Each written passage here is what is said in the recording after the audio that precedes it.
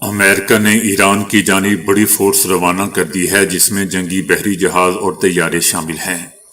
صدر ٹرمپ کا کہنا تھا کہ ہماری بڑی فورس ایران کی جانب رواں دواں ہے، بہت سے جہاز ایران کی طرف جا رہے ہیں اور ہم ایران کے قریب اور احتیاطی طور پر فورس تعینات کر رہے ہیں، دیکھتے ہیں کہ آگے کیا ہوتا ہے۔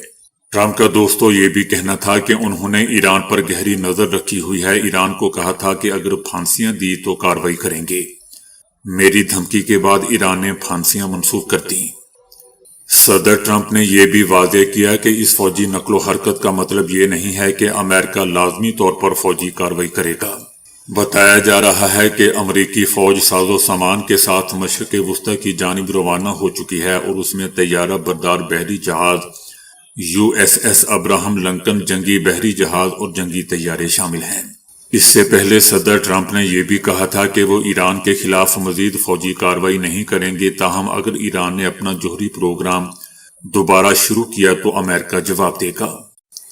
صدر ٹرمپ نے اعلان کیا ہے کہ ایران بات چیت کرنا چاہتا ہے تو ہم بھی بات چیت کے لیے تیار ہیں۔ صدر ٹرمپ کا یہ بھی کہنا تھا کہ ایران کی طرف ایک بڑی فورس بھیجی جا رہی ہے۔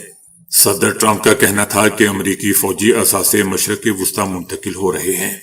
صدر ٹرمپ نے گرین لینڈ کی سیکیورٹی پر بھی نیٹو کے ساتھ مل کر کام کرنے کا وعدہ کیا۔ ان کا کہنا تھا کہ چائنا کا دورہ کروں گا اور سال کے اختتام پر چینی صدر امریکہ آئیں گے۔ ان کا یہ بھی کہنا تھا کہ یوکرینی صدر اور صدر پوٹن دونوں معاہدہ کرنا چاہتے ہیں، جلد معلوم ہو جائے گا۔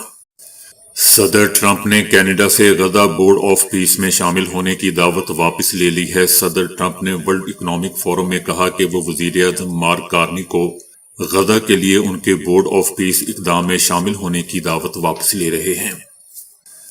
صدر ٹرمپ کا کہنا تھا کہ مارک کارنی کو اس اقدام میں شامل ہونے کے لیے بلایا گیا تھا۔ ان کا یہ بھی کہنا تھا کہ بورڈ آف پیس کینیڈا کی شمولیت کے حوالے سے اپنا دعوت نامہ واپس لے رہا ہوں، کیونکہ بورڈ آف پیس دنیا کے بااثر ترین رہنماؤں کا فورم ہے، نہ کہ عام قسم کے لوگوں کا۔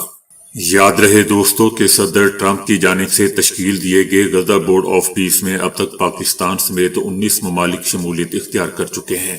اب تک پاکستان، قطر، سعودی عربیہ، ترکیہ، انڈونیشیا، بحرین، مصر، اردن، قازقستان، ازبکستان اور متحدہ عرب امارات بورڈ میں شمولیت اختیار کر چکے ہیں۔ اس کے علاوہ Argentina, Armenia, Azerbaijan, Belarus, Hungary اور مراکش اور ویتنام بھی غزہ بورڈ آف پیس میں شمولیت کا اعلان کر چکے ہیں۔ روسی صدر پوٹن نے غزہ بورڈ آف پیس میں شمولیت کی دعوت پر صدر ٹرمپ سے اظہار تشکر کیا اور کہا کہ وہ $1 ارب دینے کو تیار ہیں۔ ہم عالمی استحکام کی ہر کوشش میں تعاون کریں گے۔